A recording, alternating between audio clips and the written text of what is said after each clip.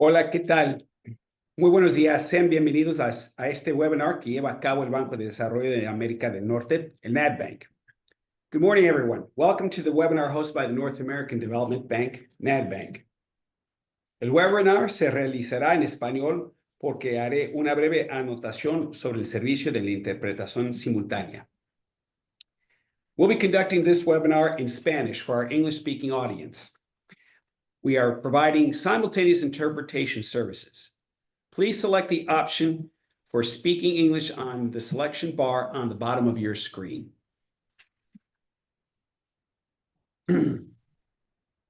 Thank you. Quisiéramos invitar a los interesados en participar con alguna pregunta o comentario que se comuniquen con nosotros a través de la opción de preguntas y respuestas que nos permite esta herramienta. Y por ahora les damos comienzo a nuestro webinar y realmente es un espacio para conversar abierto y accesible, informal, y estamos interesados y estamos muy entusiasmados por nuestro invitado el día de hoy, el secretario Marco Moreno, secretario de Hacienda Marco Moreno. Pero antes de que iniciamos eso, creo que es importante destacar el gusto que tenemos una amplia número de participantes en este seminario. Son más de 175 participantes, representando un gran espectro de sectores y segmentos sociales económicos de Baja California, del sur de California, pero toda la frontera. Tenemos operadores de agua, autoridades locales, estatales y federales de ambos países, México y Estados Unidos. Tenemos instituciones financieras y desarrolladores de proyectos privados, lo cual nos grata mucho porque nos ratifica la importancia de invertir en la infraestructura básica para realmente permitir cualquier otro bienestar. Y realmente es justo el tema que queremos conversar un poco, cómo el estado de Baja California lo viene haciendo, cómo lo tiene priorizado y cómo está tratando de innovar para que este bienestar, la inversión necesaria para el bienestar, sigue siendo hecho a través de esta generación y las futuras. Entonces, como ya comuniqué, el secretario Marco Antonio Moreno Mejía funciona y funge como el secretario de Hacienda del estado de Baja California. Nos acompaña hoy desde Mexicali. Y realmente antes de que le doy la palabra para que se diga algunas cosas que le pueden interesar, realmente me da mucho gusto porque Marco y yo hemos colaborado, pues desde casi yo arranqué en el banco desde 4 años para atrás y he apreciado mucho su inteligencia, su equilibrio y además realmente su franqueza en decir, estos son los problemas que estamos enfrentando, cuáles herramientas ustedes pueden ofrecer para cerrar las brechas y enfrentar lo que nosotros estamos mirando en nuestro estado en este momento. Y realmente esa colaboración realmente es donde la cuna de la innovación y las cosas interesantes que creo que a través de esta hora queremos compartir con ustedes. Entonces, muchas gracias. Margo, no sé si quiere dar una autopresentación. Gracias, John. Con todo gusto. Antes que nada, buenos días. Un saludo a todas las personas interesadas en esta conversación que nos acompañan. Para mí siempre es un gusto, un placer estar presente en espacios con NADBank, con el banco. NADBank realmente es el agente financiero más importante en los proyectos de infraestructura del estado de Baja California. Lo digo con toda franqueza, ¿no? Hemos trabajado de manera conjunta en el desarrollo de proyectos y también en el diseño de esquemas innovadores que nos han permitido, me parece, avanzar de manera importante en esta primer parte de la administración de nuestra gobernadora Marina del Pilar Ávila. Muchas gracias, John, a ti y a todo el equipo de NADBank. Gracias. Bueno, mira, entonces, ¿por qué no empezamos ahí con lo que acabas de mencionar? La gobernadora Marina del Pilar, desde su inicio, expresó un alto interés y alta prioridad que el gobierno debe de abastecer agua a toda la población del estado y además diversificar las fuentes de este agua. ¿Nos puedes platicar en general cuál es el plan hídrico que es de estos años que se viene implementando? ¿Cuáles son los desafíos que buscan o han resueltos? ¿Y cuáles esfuerzos han llevado a cabo la Secretaría de Hacienda para materializar este plan? Con todo gusto, John. El estado de Baja California enfrenta retos significativos relacionados principalmente con el proceso de sequía prolongado que ha tenido el sistema del Río Colorado, donde tú bien sabes es la fuente principal de abastecimiento de agua para Baja California, entre otros retos relacionados con el medio ambiente.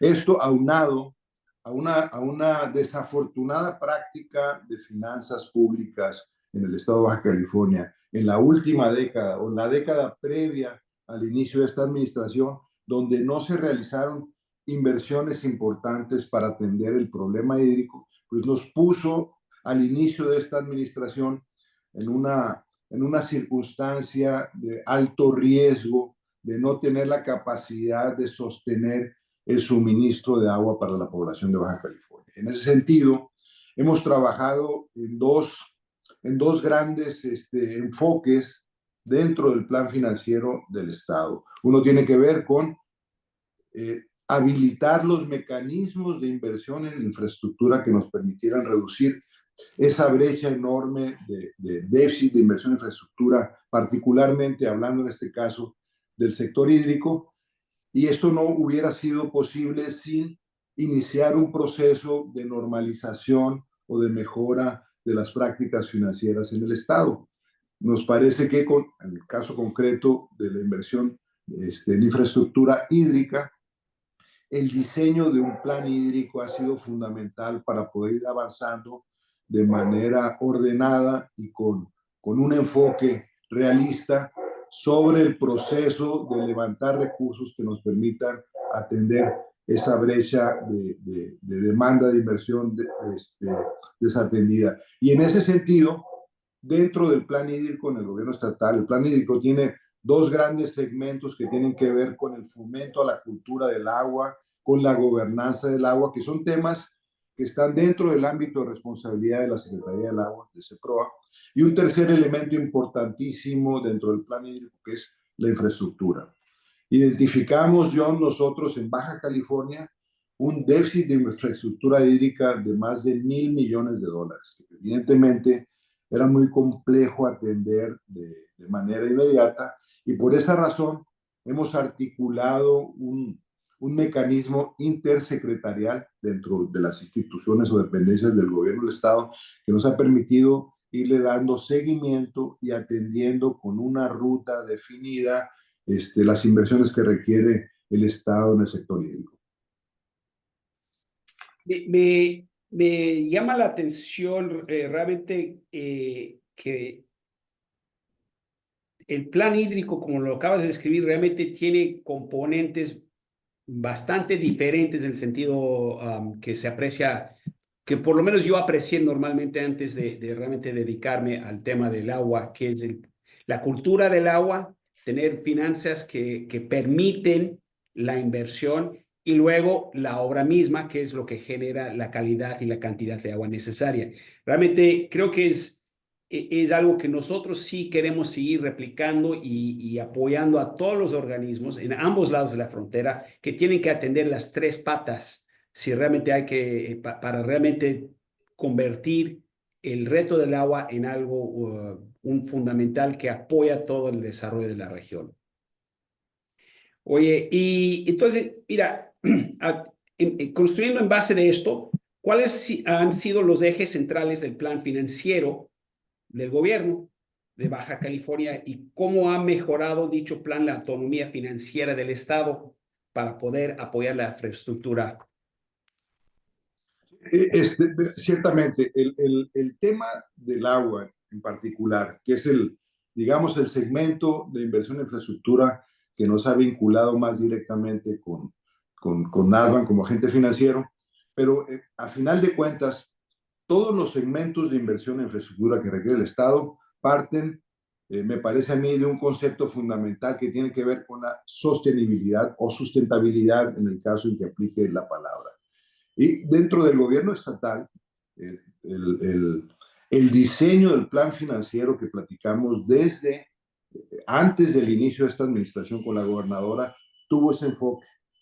Todas las estrategias de este gobierno y las políticas públicas están basadas en ese concepto de sostenibilidad. Y desde luego las estrategias de inversión y financiamiento del Estado no pueden estar ajenas a esta práctica de buscar que sea sostenible en el tiempo. Para poner el contexto del plan financiero, ¿cuál era la circunstancia financiera que teníamos en el Estado cuando inicia la administración?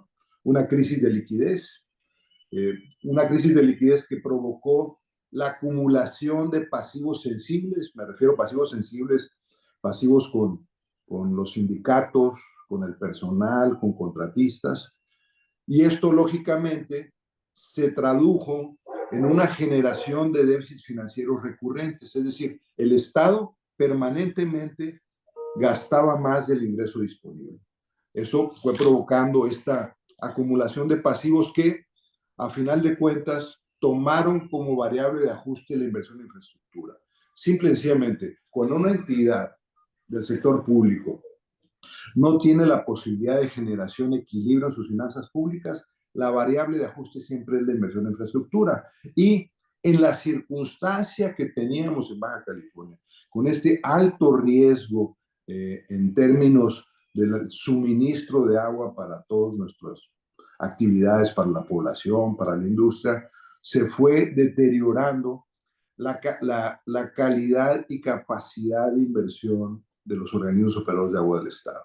Entonces, nos abocamos a una tarea con un doble enfoque. Uno, tratar de meter orden y enrutar las finanzas públicas del Estado a una práctica de generación de superávit financiero con beneficios evidentes derivados de tener la posibilidad de liberar recursos hacia actividades de inversión.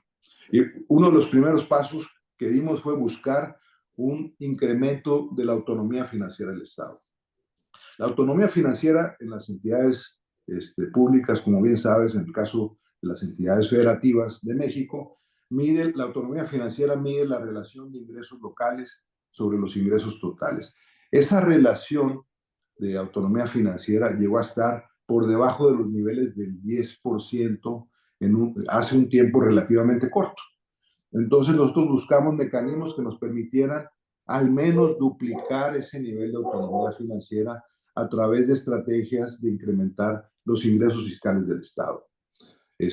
Trabajamos en el diseño de una sobretasa del impuesto a la nómina dirigida principalmente a atender procesos de repago de inversión en infraestructura.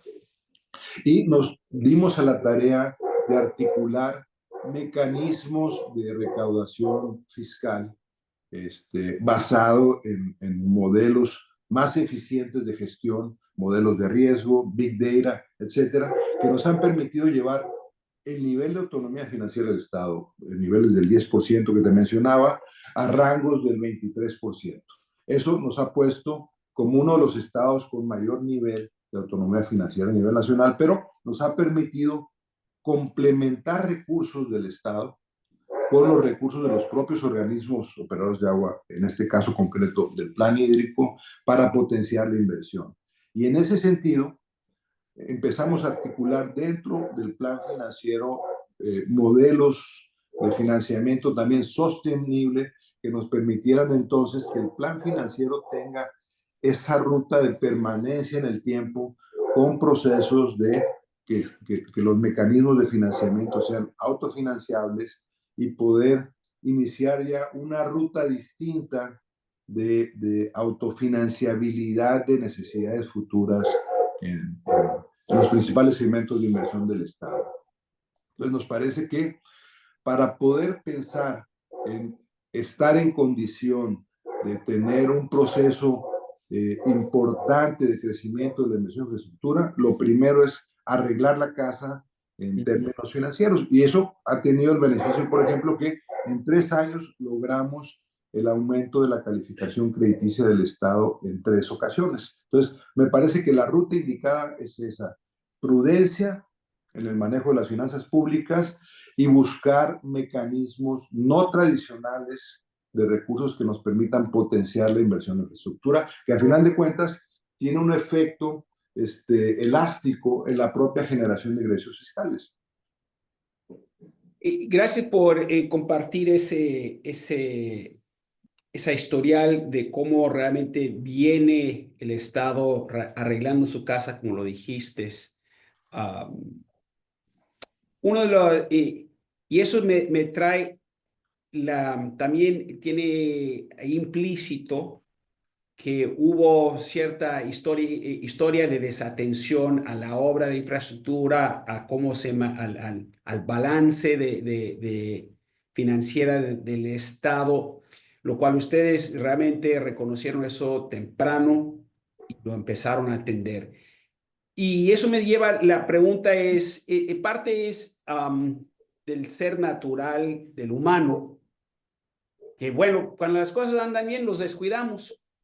Y luego viene mermando, sea la situación financiera, o sea la calidad o mantenimiento de la obra de infraestructura, hasta que realmente nos despertamos y dice, ay caray, se me está cayendo la casa.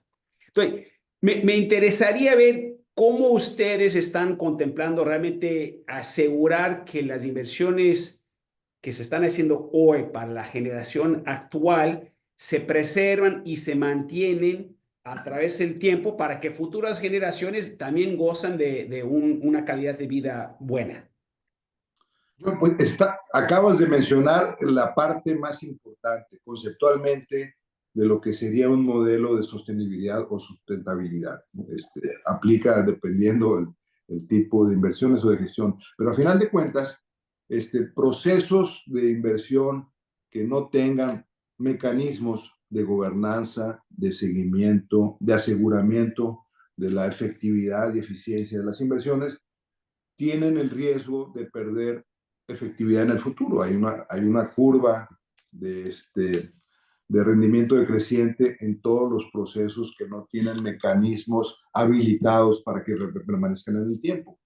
En el caso concreto de los modelos de los programas de inversión y financiamiento del gobierno estatal, lo que hemos tratado de hacer es buscar, en principio, un marco regulatorio muy sólido, muy claro y que ha sido presentado ante las instancias correspondientes del gobierno estatal.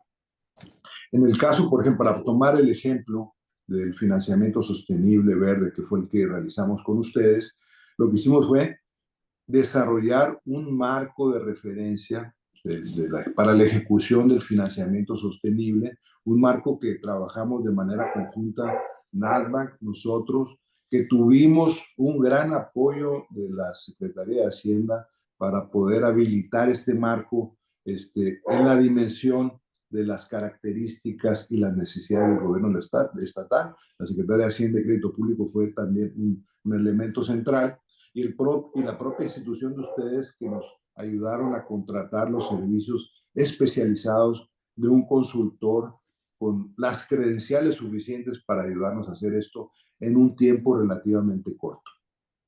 Todo este marco de referencia establece con mucha puntualidad los procesos de autorización de las inversiones, los modelos de seguimiento de las inversiones, la necesidad de presentar modelos de compliance. Por ejemplo, en el caso nuestro, ante el Congreso del Estado, nosotros nos obligamos, y fue propuesta nuestra, nos obligamos a presentar un informe semestral al Congreso del avance de las inversiones de financiamiento sostenibles, presentar y ir de manera presencial ante el Congreso a presentarles, discutir y explicar el porqué o el racional de las inversiones que se están realizando. Esto de manera conjunta con mecanismos que incentivan el proceso de reinversión para los propios organismos operadores, nos ha permitido asegurarnos que la gobernanza en el tratamiento de las inversiones siempre tiene una rentabilidad adicional, no solo cualitativa, sino también cuantitativa. Me parece a mí que pudiéramos de alguna manera extrapolar esta circunstancia con el modelo de ESG que tiene el sector privado, el sector empresarial para la realización de las inversiones, donde es un hecho que todas las prácticas de ESG tienen beneficio en el puro proceso de levantamiento de recursos para proyectos de inversión. ¿Ya? No, y gracias. Y mencionas las tres letras ESG que a veces gente piensa que eso realmente no es, es un disfraz para la sostenibilidad, pero realmente como lo bien lo has escrito y como nosotros lo creemos, es realmente hacer más eficiente el uso de los recursos naturales es ser más eficiente. Y eso, si gastamos menos agua, gastamos menos energía y generamos menos desperdicio, eso es más eficiente y es más rentable y es más sostenible. Y realmente solo me gusta hacer un poco, subrayar eso, porque a veces hay diferentes percepciones de qué representa el concepto ESG. Y por lo menos en nuestra colaboración y dentro del banco realmente es para ser mejores cuidadores, stewards es la palabra que se me ocurre en inglés, de la naturaleza, de los recursos que tenemos aquí, porque sabemos las zonas árida y semiárida de toda la frontera en ambos países, y el tema del agua es algo que tenemos que cuidar y medir y asegurar que abunda hoy y mañana. Y tocaste un tema ahí sobre la gobernanza, los incentivos para seguir manteniendo la obra, invirtiendo en ello para que sea de punta, para que realmente atienda el crecimiento y el dinamismo de la región. Entonces, ¿nos puedes platicar un poco sobre los resultados que vienen, ya se ven en los 3 años y qué esperan en los próximos pasos? En los próximos años? Claro, con gusto. En el caso del financiamiento sostenible o el bono verde, el, el, el enfoque inicial fue utilizar los recursos del bono verde como una especie de capital semilla para tratar de potenciar recursos adicionales de todos los sectores involucrados que pudieran ayudarnos a hacer crecer la masa crítica de recursos para atender esta brecha de demanda de infraestructura hídrica que te menciono es brutal, más de 20,000 millones de pesos. Entonces, a partir del levantamiento del bono verde de 3,000 millones de pesos, hicimos una estrategia para buscar potenciar los recursos con recursos adicionales, donde hemos logrado ser receptores de recursos, por ejemplo, del gobierno federal, con agua, la propia Sedena, que ha aportado recursos importantes. En el caso concreto de la planta de tratamiento de aguas residuales de San Antonio de los Buenos, recursos del propio NADBANC, del BEIF, de la EPA, recursos de los propios organismos operadores de agua del Estado que están compitiendo por recursos del bono verde y están entonces concurriendo al proceso con la propia generación de recursos de los organismos operadores, con recursos de equity privado también para complementar inversiones, con recursos, en fin, con recursos del FONADIN. El FONADIN ha sido un elemento importante, por ejemplo, en el proyecto más importante hídrico que tenemos en el estado actualmente en proceso de funcionamiento, que es la planta desaladora de agua de Rosarito, donde FONADIN ya aportó cerca de 800 millones de pesos. A final de cuentas, los 3,000 millones de pesos del financiamiento sostenible se están convirtiendo en un monto total del orden de los 14,000 millones de pesos. Es decir, la potenciación ha sido más de 3-1. Estaremos realizando inversiones por 14,000 millones de pesos a partir de cada peso de inversión de los 3,000 millones de pesos del financiamiento sostenible. Esto nos da una perspectiva del éxito que ha tenido el enfoque de inversión que hemos iniciado a través del financiamiento sostenible. Y en el caso particular de la posición actual, ya hemos logrado inversiones por más de 3,000 millones de pesos y hemos estado avanzando en todos los procesos de preparación para atender los grandes proyectos que están en puerta, John. Y ese multiplicador de 3 a 1, yo lo llevo casi a 4 a 1, pero está muy bien. Realmente el punto es que realmente han logrado un apalancamiento importante y crear un ciclo virtuoso. Con en ese misma imagen de un ciclo virtuoso, ¿cómo, cómo contemplan ustedes asegurar y supervisar y monitorear el buen funcionamiento y el mantenimiento de la obra que se está desarrollando con estos recursos? Como bien dijo un presidente de Estados Unidos, Reagan, en su momento, cuando hablando de los soviéticos, decía, hay que confiar, pero verificar. Correcto. ¿Cómo lo ven ustedes ese reto que es natural? Mira, digamos que la estrategia completa para realizar las inversiones a partir del bono verde inicia con un proceso preparatorio relacionado con las tarifas del agua.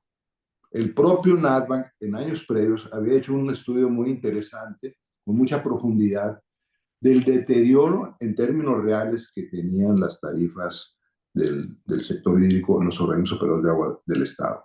Unas diferencias brutales. Y nos llevaba a un análisis donde las tarifas teóricamente tenían que ajustarse a niveles del 70-80%, lo cual desde el punto de vista político es muy complejo realizarlo.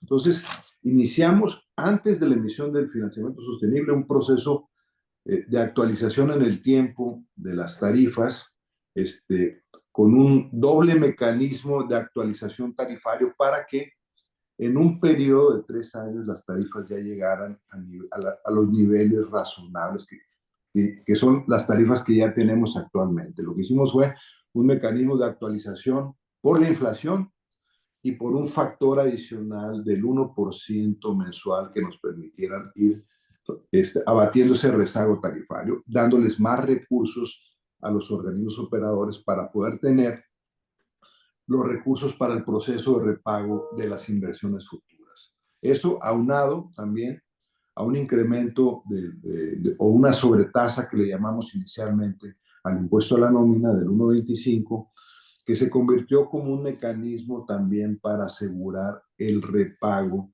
de la inversión en infraestructura. Esos dos elementos nos permitieron salir en el financiamiento sostenible con una excelente calificación y con condiciones que afortunadamente Nasdaq nos otorgó, difícilmente hubiéramos podido encontrar en el mercado de crédito tradicional.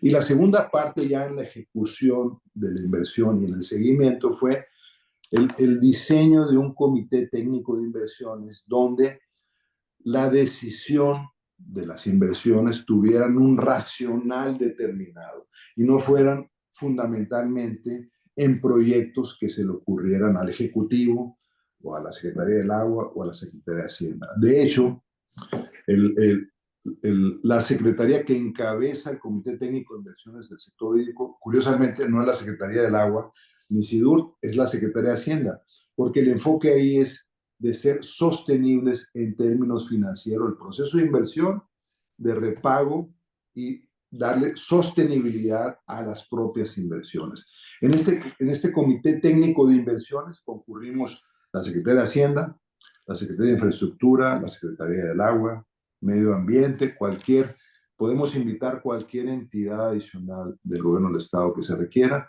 los propios organismos operadores y tenemos la participación del agente financiero de Nadbank, que tiene la facultad de objetar o no objetar las inversiones que se presentan.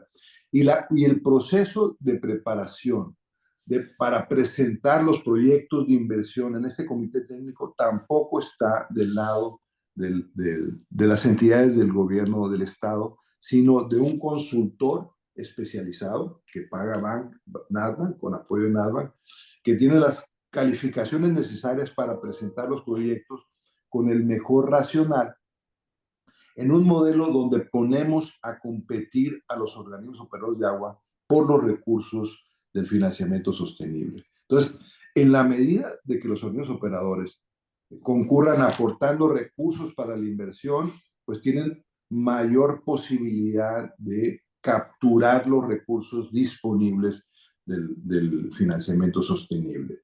Y luego firmamos un acuerdo con los propios organismos, desde el Ejecutivo, los propios organismos, donde establecimos un mecanismo de seguimiento a las inversiones a través de indicadores relevantes, indicadores de eficiencia física y financiera, indicadores de gobernanza e indicadores de recuperación de cartera. En los indicadores físicos precisamente interviene el planteamiento del gasto en mantenimiento o el mantener el CAPEX en condiciones adecuadas. Y el planteamiento, a final de cuentas, es muy sencillo con los organismos operadores. En la medida de que tú estés en cumplimiento de estos indicadores, que tienen lógicamente una métrica de avance o de mejora en el tiempo, si el organismo operador está en cumplimiento de los indicadores a los que me acabo de referir, el importe de repago que le correspondería al organismo operador para la porción de la inversión del bono verde que tuvo beneficio, se lo regresamos en recursos etiquetados para su propio programa de inversión en infraestructura. Entonces, establecimos un mecanismo revolvente que nos permite asegurar que los organismos operadores van a estar generando recursos adicionales para que nos permita que las inversiones no se caigan por falta de mantenimiento. Ese es el modelo que me parece nos va a permitir asegurarnos que en el tiempo las inversiones van a estar cuidadas y van a estar generando lo que tienen que generar, que es la producción de agua potable, de saneamiento, etcétera, en las condiciones adecuadas. Perfecto, gracias Marco. Y realmente eso nos lleva un poco, nos lleva a un tema compartida entre Estados Unidos y México y particularmente a las comunidades de Tijuana y Imperial Beach y en San Diego, que es la calidad del agua y el agua no tratada que escurre a la cuenca del río o al mar. Entonces, y que ha sido una manifestación de los retos que ustedes heredaron en este mandato y están atendiéndolos a través de los mecanismos que venimos describiendo. Y es importante subrayar que la salud pública y la calidad de agua son fuertemente ligados. Sin agua de calidad limpia, sana, realmente es difícil mantener una comunidad con buena salud y que goza de las oportunidades y de su propia dignidad humana. Entonces, platícanos un poco de los incentivos del gobierno para atender esta deficiencia particular y en qué mejoras se esperan a realizar y en qué plazo, dado que sí es un tema de alto interés de ambos lados. Sin duda, en principio, la verdad es que es muy triste ver que, por un lado, tenemos necesidad creciente de suministro de agua en Baja California, pues, todo el mundo desde luego, pero particularmente aquí, hablando de Baja California, por un lado tenemos necesidades crecientes de agua y por otro tenemos desperdicios importantes en agua. Y no hemos tenido la habilidad para desarrollar esquemas de reuso del agua suficiente que nos permitan, lógicamente, reducir esa brecha de necesidad de agua que tiene el proceso natural de crecimiento de todas las organizaciones sociales del Estado. Entonces, en ese sentido, una parte toral del bono verde y del plan hídrico ha sido la rehabilitación de las plantas de tratamiento de aguas residuales, el saneamiento, que ha, como bien lo sabes tú, y hablando en norteño, ha causado dificultades en la relación binacional por el envío de aguas negras a Estados Unidos por parte de Baja California. Entonces le hemos puesto una especial atención a buscar detener este proceso equivocado de no manejo adecuado del agua y por otro de realizar este proceso de rehabilitación de las plantas de tratamiento de aguas residuales. Las 11 plantas de tratamiento de aguas residuales del Estado estaban al borde del colapso.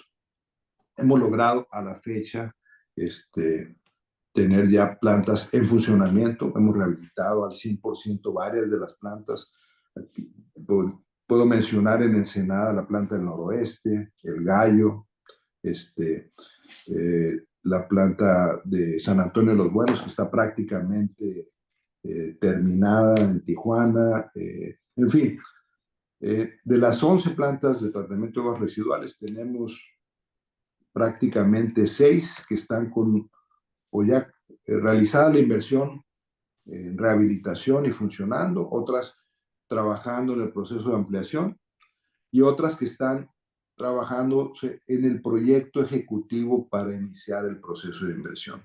Me parece a mí que el reto que tenemos actualmente en términos de las plantas de tratamiento de agua de saneamiento en el estado tiene que ver actualmente con el proyecto de la planta de Arturo Herrera y La Morita en Tijuana, que es un enfoque de alejamiento de las aguas residuales fuera de la posibilidad que se transfuguen a Estados Unidos, y las arenitas en Mexicali. Ambos proyectos hemos venido platicando con ustedes, con autoridades americanas, con la EPA, con la intención de que en este modelo de potenciación de recursos pudiéramos tener acceso a recursos del BEIF que nos permitan completar los procesos de inversión y arrancar lo antes posible. En el caso de las arenitas se está trabajando ya un proyecto ejecutivo, y en el caso de Arturo Herrera y La Morita en Tijuana, ya hay cierto avance en la definición conceptual del proyecto que requerimos, ¿no?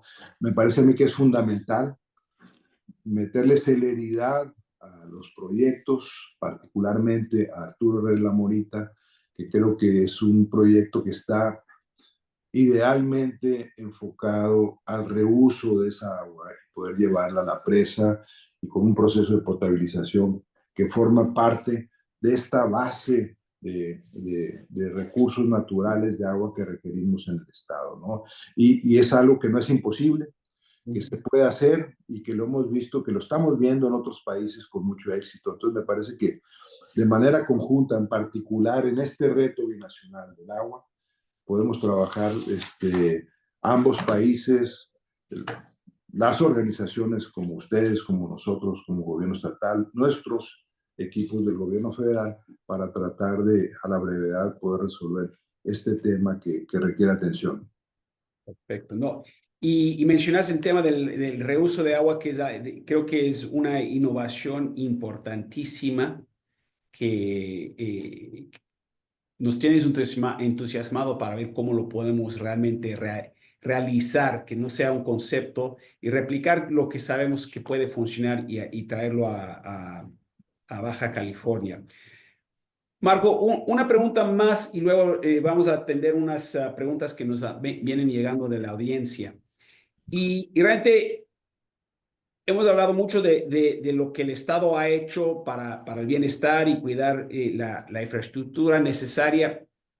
Y eso es realmente, regresando a la imagen de un ciclo virtuoso, ¿cómo, cómo ven estas obras y para realmente descadenando nuevas inversiones, particularmente del sector privado, del sector empresarial? ¿Cómo están estos esfuerzos? ¿Cómo ven cómo están reaccionando los sectores, alguno en particular? Sí, mira, Baja California tiene una posición privilegiada en la relación comercial de México con Estados Unidos. Estamos en la parte de la frontera, una de las partes más intensas en términos de desarrollo tecnológico, de inversiones, lo cual provoca, por ejemplo, que Baja California está entre los 3 estados de México con mayor recepción de inversión extranjera directa.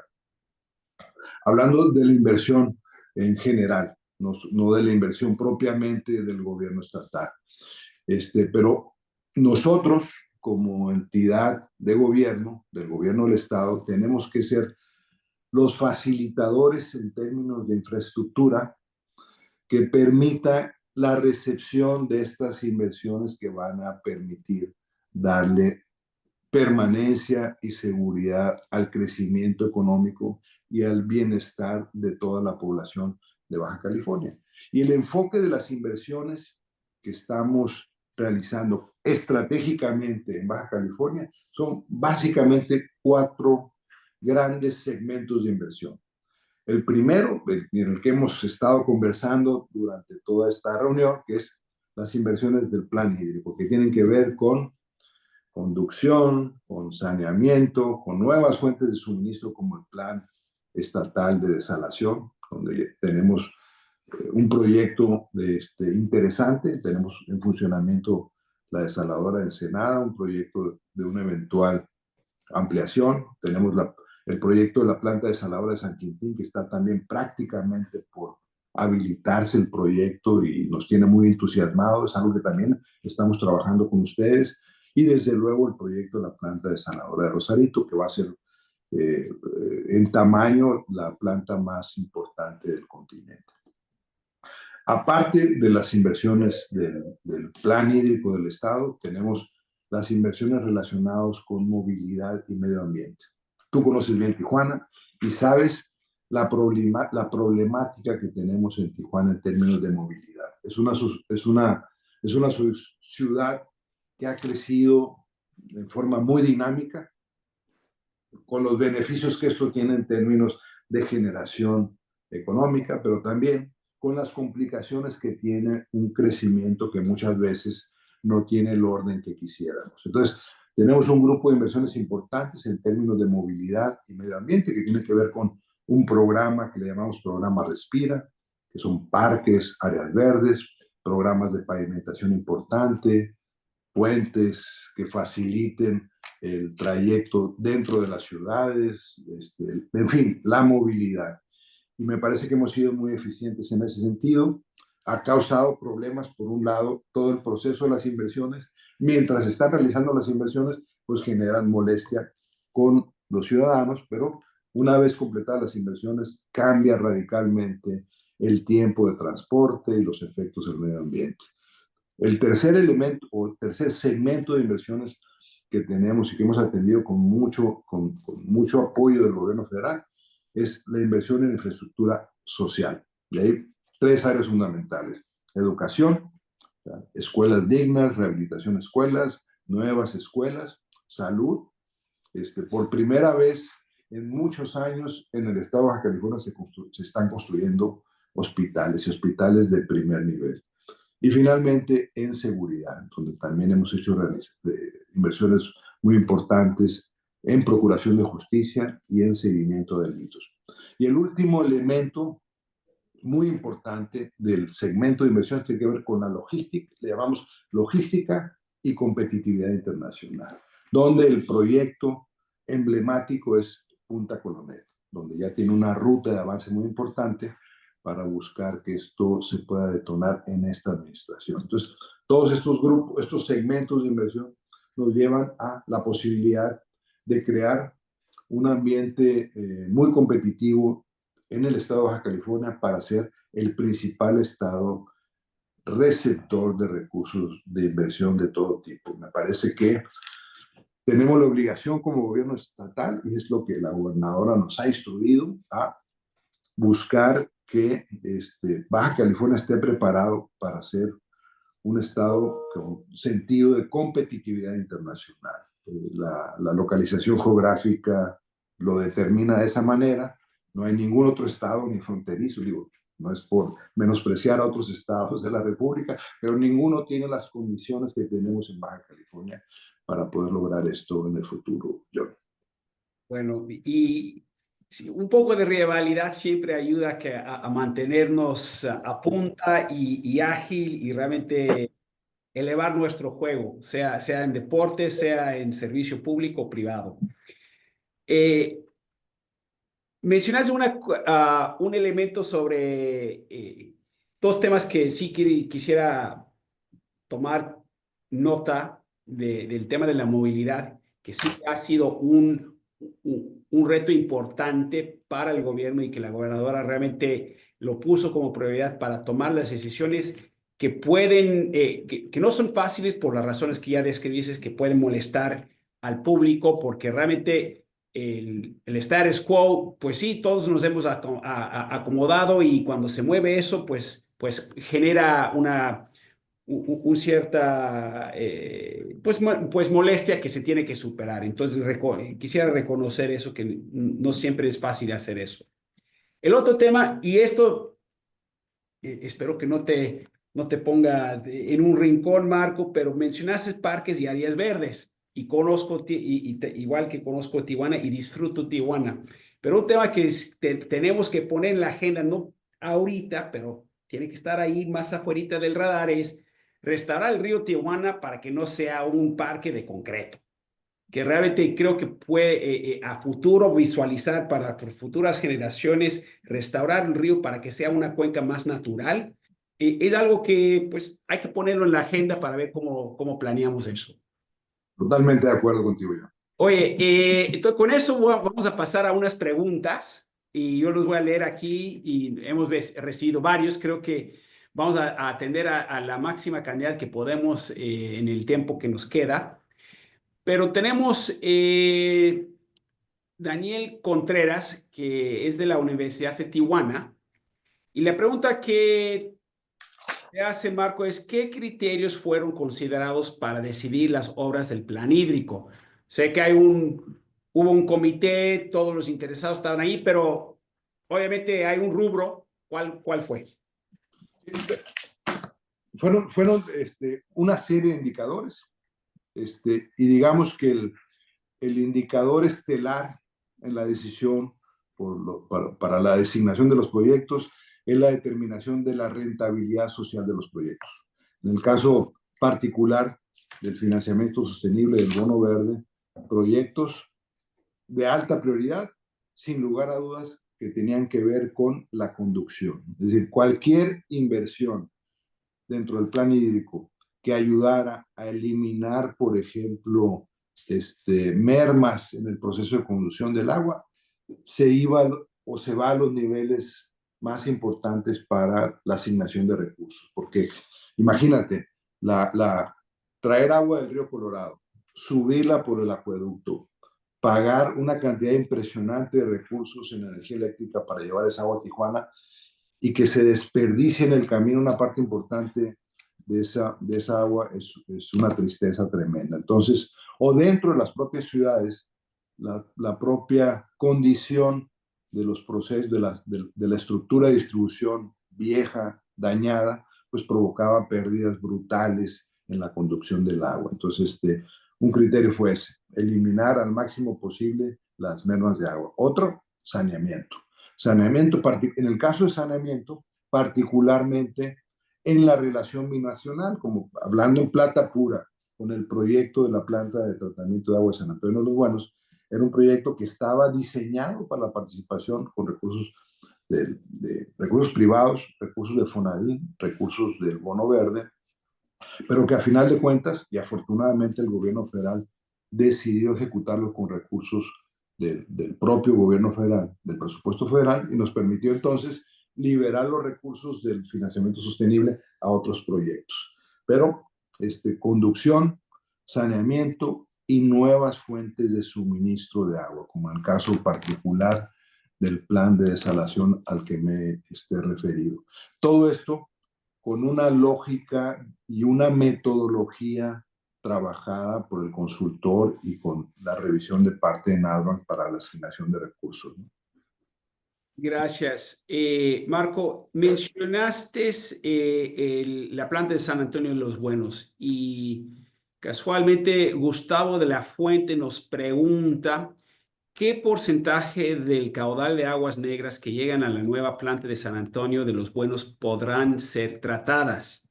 Es decir, si irá yendo parte de las aguas negras no tratadas al Océano Pacífico. No, pero precisamente el sentido de la inversión es detener el envío de aguas, ¿no?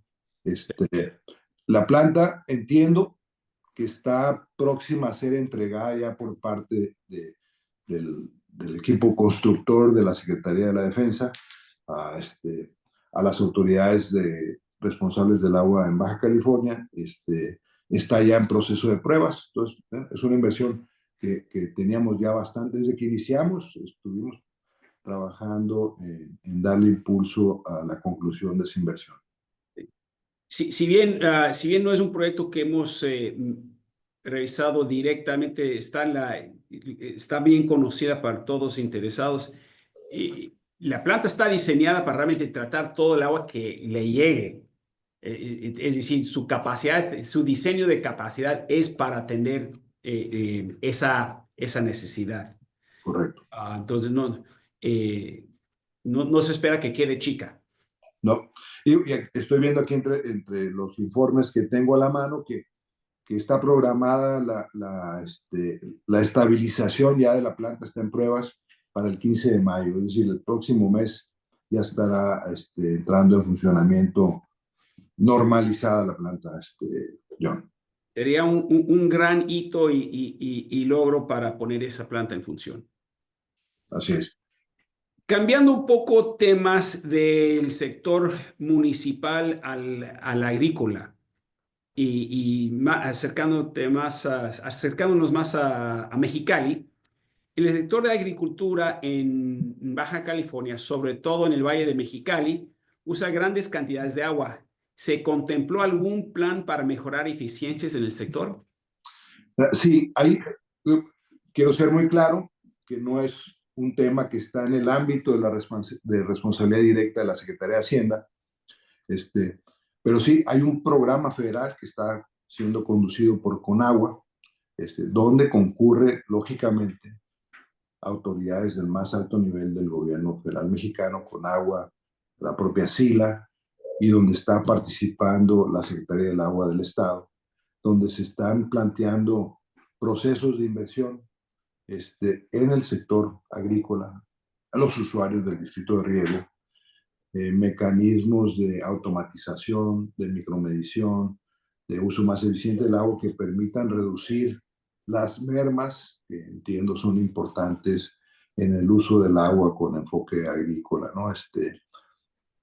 Francamente, no hay ninguna justificación para que los agricultores no se obliguen también a ser cuidadosos con el agua, que entendiendo que son quienes se benefician de la mayor parte del caudal que recibe el gobierno a través del acuerdo que tenemos con el gobierno americano. Gracias, Marco. Realmente sí quisiera subrayar que es de alta importancia también para el banco. 80% del consumo de agua en toda la frontera, en ambos lados de la frontera, se usa en el campo agrícola. Y sí, es un reto que ustedes han adoptado. El banco, por su parte, está en proceso de ver cómo puede diseñar unos incentivos y unos productos financieros y técnicos para realmente invertir en la conservación y hacer más eficiente ese sector clave por toda la frontera. Es un poco. Empezamos con el municipal de cierta manera y sí, pero está en la agenda, altamente en la agenda el tema agrícola. Bueno, mira, con eso quiero agradecer a todos que nos hayan mandado preguntas. Desafortunadamente se nos está acabando el tiempo y no vamos a poder atender todos. Pero de nuevo, lo que hemos seleccionado más o menos representa las inquietudes que hemos recibido y queremos agradecer su atención, su participación en este webinar. Y más que nada quiero concluir agradeciendo a mi amigo Marco por compartir su tiempo valioso con todos los detalles que ha compartido conmigo. Sé que está muy ocupado y realmente que el hecho de que comparte su tiempo creo que también respalda el compromiso del secretario de Hacienda, la gobernadora Marina del Pilar, en que esto es replicable en otros lugares de la frontera y es parte de nuestro mandato en el banco para llevar esta información para apoyar a los otros gobiernos, autoridades y organismos de agua. Realmente pensar de una manera amplia y profunda sobre cómo podemos invertir y canalizar más inversiones en este sector clave.